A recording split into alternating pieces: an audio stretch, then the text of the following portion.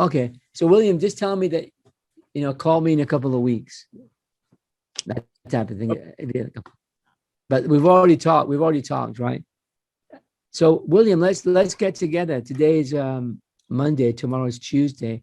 How about tomorrow, say around 6 o'clock, or maybe a bit later?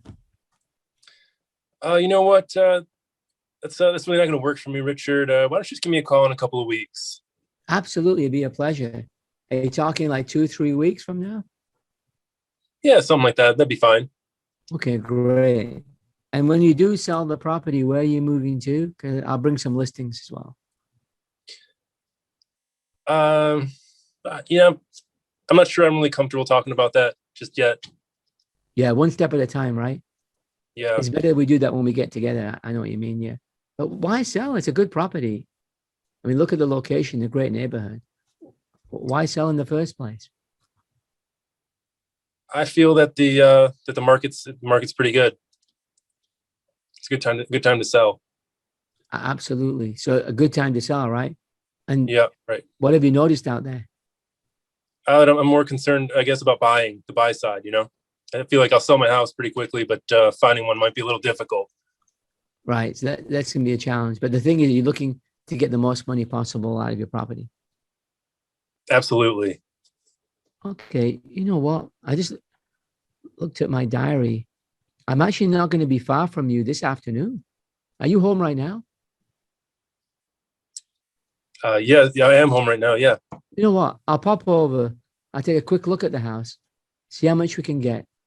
And according to what you feel comfortable telling me about your next plan, when we face to face, I'm like you, I'm more of a face to face person as well, not so much on the telephone.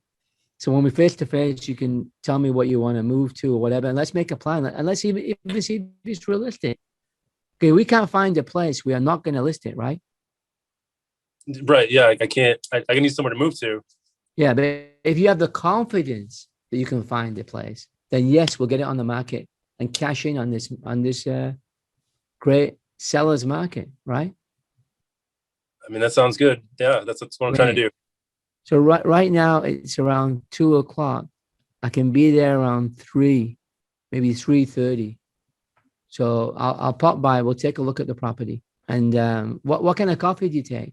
I'm at Tim Hortons on the way. Yeah, just black. But how long do you think you're going to be? I can come sooner if you want. Say that again? I can come sooner if you want. Oh no, I just wondered how long you're going to be at the play. How long you're going to be here? I'll be there probably about 20 minutes, unless you have more questions. I want to see the house properly. Is that fair enough?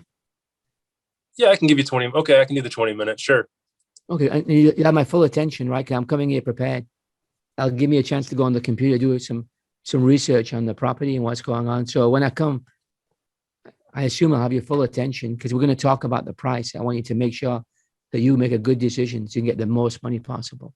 Is that fair enough? That's fair. Okay, I'll see you then. See you then.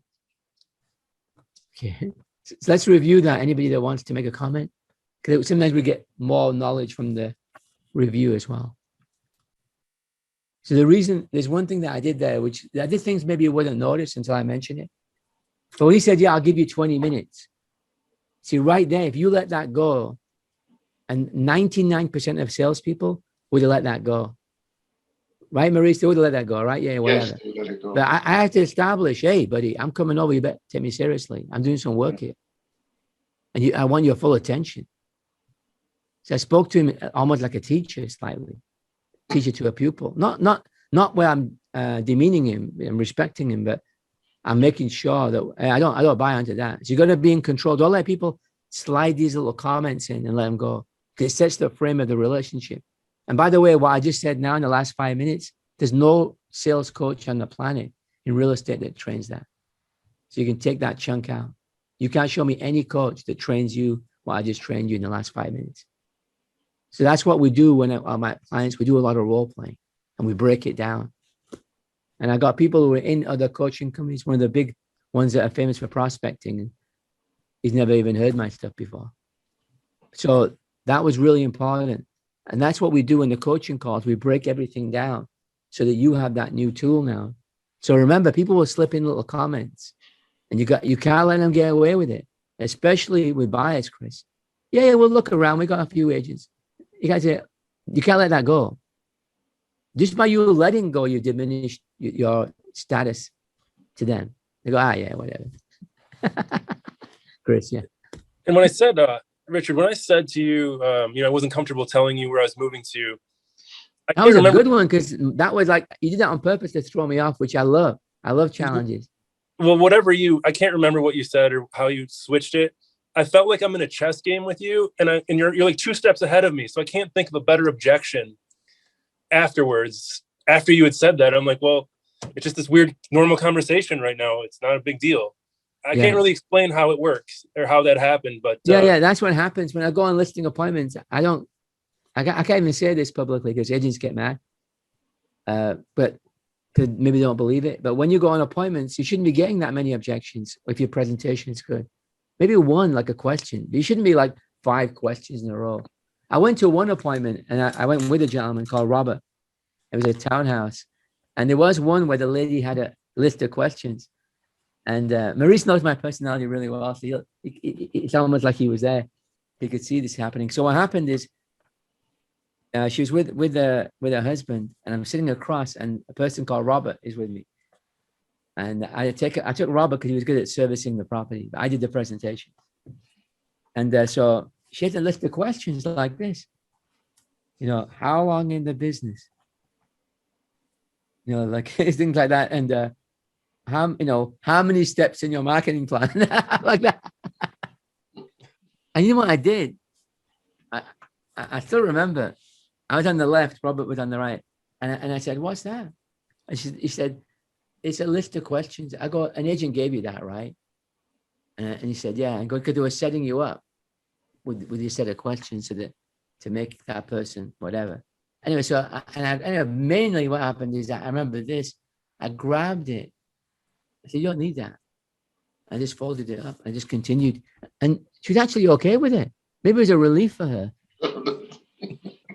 She went, oh, okay. She just continued.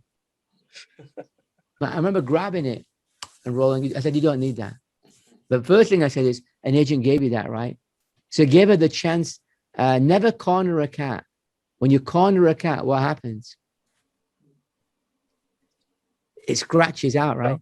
So the Duggal effect, one of my philosophies, never come. So I gave her a way out. I gave her permission to say, forget it.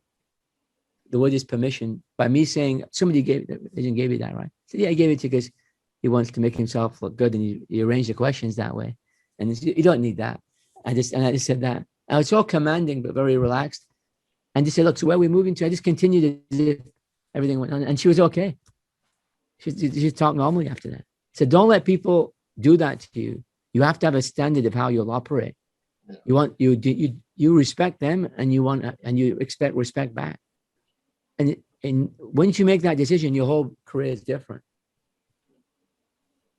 than it would be otherwise, right? So don't let those things go. So I think we came to a great point, and I'm glad we jumped in with a role play. That was great.